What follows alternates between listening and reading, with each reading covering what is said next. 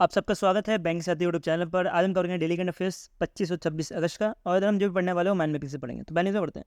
तो पहला न्यूज़ आ रहा है डिफेंस की तरफ से, जिसमें इंडिया जो है बिगन करने वाला है production of light combat aircraft mark 2 fighter jet.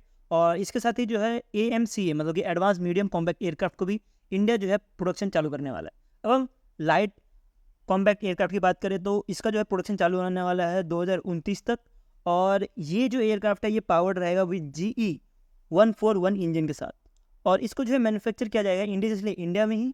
लेकिन जैसे कि आपको पता होगा कि इंडिया में जो है डिफेंस में उतना एक्सपर्टीज नहीं है अभी तक जितना बाहर देश में है। तो उसी वजह से जो बाहर देश के जो प्लेयर्स है, या तो मैं बोलूँ बाहर देश की जो टेक्नोलॉजी है या उनकी एक्सपर्टीज़ है, उनकी हेल्प ली जाती है इंडिया में। और तब जो है वो एयरक्राफ्ट जो है इंडिया बनाया जाता है। तो इस बार इंडिया जो है इसके लिए जो लाइट कॉम्बैक्ट एयरक्राफ्ट है इसके लिए जो है इंडिया हेल्प लेने वाला है, जो इंडिया अमेरिकन फर्म्स है उनकी। और इसमें जो भी कंटेंट यूज़ किया जाएगा इस एयरक्राफ्ट में वो इंडिजिनसली यूज़ किया जाएगा। अभी ये पूरा का पूरा एक्सपर्टीज पहले सीखा जाएगा इंडियन के जो साइंटिस्ट हैं उनके द्वारा, या इंडियन के जो भी पर्सनल्स हैं उनके द्वारा। और उसके बाद उसको डेवलप किया जाएगा बाय हॉल या तो एरोनॉटिकल डेवलपमेंट एजेंसी के थ्रू, ठीक है। और जैसे कि मैंने आपको बताया ये 2029 से चालू होने वाला है। तो वैसे कुछ ये जो AMCA है ये भी 2035 तक जो है चालू हो जाएगा, ऐसा कुछ कहना है मिनिस्ट्री ऑफ डिफेंस का। अब ये फाइटर जेट किसको रिप्लेस करेंगे ये भी इंपॉर्टेंट है। जैसे कि ये लाइट कॉम्बैक्ट मार्क 2 जो जेट है ये रिप्लेस करेगा मिग 2000 को, जैगवार को और मिग 29 को। तो ये इसको जो है कुछ 10 से 15 साल के अंदर ही जो है जो भी ये 3 आपको एयरक्राफ्ट दिख रहे होंगे इनकी रिटायरमेंट हो जाएगी और इसकी जगह पर रिप्लेस किया जाएगा ये मार्क 2 फाइटर जेट को, ठीक है। नेक्स्ट न्यूज़ में बढ़ते हैं। नेक्स्ट न्यूज़ आ रहा है highlight of the 17th national award, जो भी नेशनल फिल्म अवार्ड है ये सब पढ़ते हैं, ठीक है। मैं पहले एक चीज़ बताना चाहूँगा, ये जो हम वीडियो पढ़ रहे हैं या तो ये जो PDF हम कवर कर रहे हैं ये थोड़ा पुराना जो न्यूज़ है वो है। और ये मेरी तरफ से रह गया था जो कि मैंने आपको इसी वाले जो वीडियो है इसमें कवर कराया है। तो आप ये समझते हैं कि ये 17 नेशनल फिल्म अवार्ड जो है इसको ऑर्गेनाइज किया गया था डायरेक्टर ऑफ फिल्म फेस्टिवल के थ्रू। और ये जो है अंडर आता है डायरेक्टरेट ऑफ फिल्म फेस्टिवल, ये आता है ministry of information and broadcasting के। तो इन्होंने ऑर्गेनाइज कराया था और इसके अंदर 3 जो है कैटेगरी में अवार्ड्स को बांटे जाते हैं। एक होता है फीचर फिल्म, एक होता है नॉन फीचर फिल्म, एक होता है बेस्ट राइटिंग ऑन सिनेमा। अब बात करते हैं कि फीचर फिल्म में जो ज्यूरी थी उसको वो थे डायरेक्टर राहुल रावल। तो राहुल रावल जो थे ज्यूरी थे और इन्होंने जो है ये अवार्ड दिया था एक मलयालम फिल्म को जिसका नाम था अतम। और अतम को जो डायरेक्टर कर रहे थे वो थे आनंद एकरसी। और इसमें जो प्रोड्यूसर थे वो थे जॉय मूवी के प्रोडक्शन थी, जॉय मूवी के ये प्रोडक्शन थी। ये जो है प्रोडक्शन और डायरेक्टर को जो है ये दोनों को दिया गया है सवर्णा कमल अवार्ड और नवाजा गया है इससे। और इसी के अंतर्गत इनको जो है 3-3 लाख, दोनों को 3-3 लाख ईच दिया गया है, ठीक है। तो अब ये बात कर लेते हैं ये क्या है ये सवर्णा कमल को as a golden lotus award भी बोला जाता है। और इसके साथ एक और अवार्ड दिया जाता है जिसको बोला जाता है रजत कमल, जिसको सिल्वर लोटस अवार्ड भी बोला जाता है, ठीक है। तो हम इसके बारे में बाद में पढ़ते हैं। पहले तो अब हम ये पढ़ लेते हैं कि नॉन फ्रिक्शनल फिल्म्स के लिए कौन ज्यूरी है और किस किस को ये अवार्ड दिया गया है। अभी नॉन फिक्शनल की बात करें तो इसमें जो आपको ज्यूरी मिलेगा वो मिलेगा डायरेक्टर प्रोड्यूसर दोनों के दोनों है ये नीला पांडा जी। और इन्होंने जो है ये अवार्ड दिया गया है बेस्ट नॉन फीचर फिल्म का अवार्ड दिया गया है हिंदू उर्दू फिल्म है जिसका नाम है आईना मतलब मिरर। तो ये दिया गया है और इसको जो है डायरेक्ट किया गया था बाय सिद्धार्थ सारिन। और इसमें जो प्रोड्यूसर थे वो तय फिल्म जो है इसके प्रोड्यूसर थे। और इनको भी जो है सर्वना कमल का अवार्ड दिया गया है। इसके साथ ये दोनों प्रोड्यूसर और डायरेक्टर को 3 लाख रुपए ईच दिए गए हैं। अब नेक्स्ट चलते हैं वो है बेस्ट राइटिंग ऑन सिनेमा। तो इसमें जो ज्यूरी मेंबर थे वो थे सीनियर जर्नलिस्ट गंगाधर मुदलाय। और ये जो है अवार्ड दिया गया है Kishore Kumar the ultimate biography. और ये किशोर कुमार की बायोग्राफी के ऊपर ये बुक है और इसको जो है ये अवार्ड दिया गया। अब ये जो है बुक लिखा गया बाय 2 पर्सन के थ्रू, वो है ये लिखा गया है अनिरुद्ध भट्टाचार्य जी और परवीन दौर के थ्रू। और इसके अंतर्गत भी इनको भी ये अवार्ड दिया गया है जिसको गोल्डन लोटस अवार्ड भी बोला जा रहा है। और ये दोनों पर्सन को जो है 1 लाख ईच दिया गया है। आपको ये अवार्ड याद रखना, इसके साथ कितना अमाउंट जो है दिया गया आपको ये भी याद रखना, क्योंकि एग्जाम में कभी कभी अमाउंट भी पूछ लिया जाता है कि इस फिल्म जैसे मान लीजिए कि आपको पूछ लिया कि फिल्म जो फीचर फिल्म है इसके लिए कितना जो है प्राइज मनी दिया गया है। तो आपको पता होना चाहिए कि 3 लाख ईच दिया है, मतलब कि टोटल 6 लाख रुपए दिए गए हैं, ठीक है। अगर आपको पूछा कि टोटल कितने दिए तो 6 लाख, और अगर ईच पूछे तो 3 लाख। मोस्टली पूछा जाएगा तो 3 लाख ही पूछा जाएगा कि ईच कितने दिए गए, ठीक है। तो आपको पता होना चाहिए। तो ये जो अवार्ड है जैसे कि आपको बताया कि गोल्डन लोटस अवार्ड, तो इसमें 6 कैटेगरीज ऐसे हैं जिनको ये अवार्ड दिया जाता है अंडर दी फीचर फिल्म, और 2 नॉन फीचर फिल्म्स को दी जाती है। और अगर बात करें कि बेस्ट राइटिंग और सिनेमा सेक्शन के लिए एक दिया जाता है, तो आपको ये पता होना चाहिए। और रेस्ट जो भी है वो अवार्ड जो है वो सिल्वर लोटस अवार्ड के अंतर्गत आते हैं, जिनको भी मिलता है। तो इसके अंतर्गत बहुत सारे अवार्ड्स हैं, तो आपको याद करने पॉसिबल ही नहीं है कि आप इसको याद करके एग्जाम में जाकर उसको आप रिटेन कर पाओ, आप उसका ऑप्शन लगा पाओ। तो इसलिए आपको इतना ही कंटेंट पढ़ना है, इससे ज़्यादा पढ़ के कुछ फायदा भी नहीं है, ठीक है। इसके लिए थोड़ा हम और पढ़ लेते क्या क्या इंपॉर्टेंट जो है अवार्ड्स हैं, ठीक है। उससे ज़्यादा आपको पढ़ने की जरूरत नहीं है, और आप पढ़ भी नहीं पाओगे तो कुछ मतलब नहीं बनता उसको आपको पढ़ा के। तो पहले बढ़ते हैं कि ये आ रहा है best actor in leading role. ये जो है अवार्ड दिया गया था ऋषभ छेत्री जी को। तो ऋषभ छेत्री जी जो है इन्होंने मूवी की थी कंटरा, तो कंटरा मूवी के लिए इन्होंने एक्टिंग की थी, जिसकी वजह से इनको बेस्ट एक्टिंग रीडिंग रोल के लिए ये मिला था अवार्ड। उसके बाद बात करते हैं next best actress in leading role के लिए मिला था नित्या मेनन को, और इनकी जो मूवी थी आप यहाँ से देख सकते हो। एक और अवार्ड जो इंपॉर्टेंट है film citric award. Film citric award जो है दीपक दोही जी को दिया गया था, और इन्होंने बेस्ट सिट्रिक अवार्ड जीता है इस बार, ठीक है। तो आपको ये सब चीज़ें पता होनी चाहिए। नेक्स्ट चलता है, नेक्स्ट आ रहा है national payment corporation of India. इन्होंने एक NPCA भीम सर्विस लिमिटेड बनाया है, और ये जो है पूरा का पूरा ओनली सब्सिडी होने वाला है NPCI का। अब ये जो है जो आप भीम ऐप यूज़ करते हो ना, जिससे आप UPI करते हो, तो उसी का जो है नया वर्जन है, मान लीजिए, ठीक है। इसको पहले Bharat interference for money Bhim बोला जाता था, और अब इसका नाम चेंज करके NPCI भीम सर्विस लिमिटेड बना दिया गया है। अब इसको जो है लीड करेंगे, कौन करेंगे, इसको लीड करेंगे लालिता नटराजन जी जो है इसको लीड करेंगे, और ये जो है एज CEO होने वाले इस कंपनी के। और इसके साथ बात करेंगे CBO, मतलब कि जो चीफ बिजनेस ऑफिसर होने वाला है वो राहुल हौडा जी होने वाले हैं। तो आपको ये भी चीज़ पता होनी चाहिए। अब अभी बात करते हैं ये क्या करता है। जैसे कि आपको पता होगा क्या होता है भीम का काम, कि डिजिटल ट्रांजेक्शन का जो भी डिजिटल ट्रांजेक्शन है उसको बढ़ावा देने का काम करता है, और उसका जो भी प्रोसेस है वो इजी करने का काम करता है। अब ये क्यों बनाया गया है NPCI भीम सर्विस लिमिटेड? ये बनाया गया कि जो भी डिमांड है डिजिटल सर्विस का, उसमें जो भी प्रॉब्लम है उसको एड्रेस करने के लिए इसको बनाया गया है। तो आपको ये पता होना चाहिए क्यों बनाया गया, ठीक है। ऐसा नहीं कि आपने पढ़ लिया कि ये जो है इसने ये बनाया है, ये होल्डी सब्सिडी है, फिर आपको यही नहीं पता कि ये काम क्या करता है। तो उसके लिए आपको ये पता होना चाहिए कि इसका काम क्या है। तो आपको इसलिए ये ध्यान रखना, ये वाला पॉइंट भी, ठीक है। नेक्स्ट चलता है, नेक्स्ट का न्यूज़ है। नेक्स्ट न्यूज़ आ रहा है मिनिस्ट्री ऑफ माइनिंग की तरफ से, जो कि गवर्नमेंट ऑफ इंडिया का ही एक PSU है।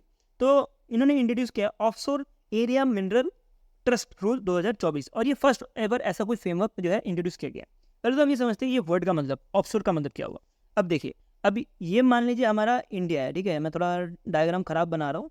अब मान लीजिए ये हमारा प्यारा भारत इंडिया है, तो इसमें इंडिया के अंदर अगर कुछ भी अगर काम हो रहा हो, मतलब कि अगर इंडिया की इधर कहीं पे हमने ऑयल निकाल रहे हो या कोल निकाल रहे हो, तो उस केस में बोला जाता है उसको ऑनशोर एरिया। अब मान लीजिए इंडिया का जो मेन लैंड है इसके बाहर जो 200 नॉटिकल माइल्स है, ठीक है, याद रखना 200 नॉटिकल माइल्स, तो उसके अंदर ही अगर कभी भी कोई ऑयल रिफाइनरी हो, या तो इसके सी के बाहर भी अगर कोई भी अगर ऑयल रिफाइनरी हो, वो ऑयल एक्सट्रैक्ट कर रही हो, कोई मिनरल एक्सट्रैक्ट कर रही हो, मतलब कि मेन लैंड में नहीं बल्कि उसके बाहर अगर एक्सट्रैक्शन हो रहा हो सी में, तो उस केस में बोला जाता है ऑफशोर एरिया। तो उसी के लिए कुछ नए नए रूल्स लाए हैं, और ये रूल्स लाए गए हैं कि जो भी मिनरल एक्सपोर्टर है और प्रोडक्शन है वो सस्टेनेबली हो पाए उसके लिए। तो ये रूल अभी जो इंडिया का जो ऑफशोर एरिया है उसके लिए लाया गया है, और इस रूल के अंतर्गत बोला गया है कि जो भी पॉलिसी होल्डर रिलीज होल्डर है, मतलब कि जो प्रोडक्शन कर रहा है ऑफशोर माइंस है, उनको जो है कुछ 10% उनकी लॉयल्टी देनी पड़ेगी, जो भी उनके ट्रस्ट है उनको, ठीक है। और इसका जो है पैसा जो है जमा होगा वो होगा पब्लिक अकाउंट ऑफ इंडिया में। तो आपको ये सारा का सारा चीज़ पता होना चाहिए कि इसका सम कहाँ पे डिपॉजिट होने वाला है, और कितना जो है कंट्रीब्यूट करने वाले हैं जो भी ये माइनिंग करने वाली कंपनीज है, जो भी इनके ट्रस्ट है उनको, तो ये जो है 10% जो है देंगे। तो अभी टोटल हमारे पास कंपनी की बात करें तो जो मिनिस्ट्री ऑफ मिडल के अंदर जो कंपनी आती है ऑफशोर कंपनीज, तो वो टोटल 10 है। तो वही 10 कंपनीज को आइडेंटिफाई किया और बोला गया कि इन 10 कंपनी का जो है अब पोटेंशियल ऑक्शन होगा, और ये ऑक्शन होगा उसके बाद देखा जाएगा कि कौन कंपनी जो है इनको खरीदती है। अब इसमें कंपनी जो है रिलायंस की भी आ सकती है, अदानी की भी आ सकती है, और डिफरेंट कंपनी ONGC है, तो वो सारे के सारे कंपनी ऑक्शन में आएंगे, और ये 10 में से कोई तो कोई कंपनी को खरीद लेगी। वो फ्यूचर में न्यूज़ आएगा तो हम उसको फ्यूचर में ही कवर करेंगे। नेक्स्ट चलते हैं, नेक्स्ट क्या न्यूज़ है, ये महाराष्ट्र गवर्नमेंट की तरफ से आ रहा है कि महाराष्ट्र गवर्नमेंट ने 2 रॉक साइट है, ठीक है। तो ये 2 रॉक साइट है, एक का नाम है फिथ्रोग्लिपिक्स और एक है जियोग्लिपिक्स। जो फिथ्रोग्लिपिक्स है ये जो है रत्नागिरी में, आपको याद रखना ये दोनों के दोनों लोकेशन रत्नागिरी में, और इसको एज अ प्रोटेक्टेड मोनूमेंट की तरह मानने के लिए बोला है।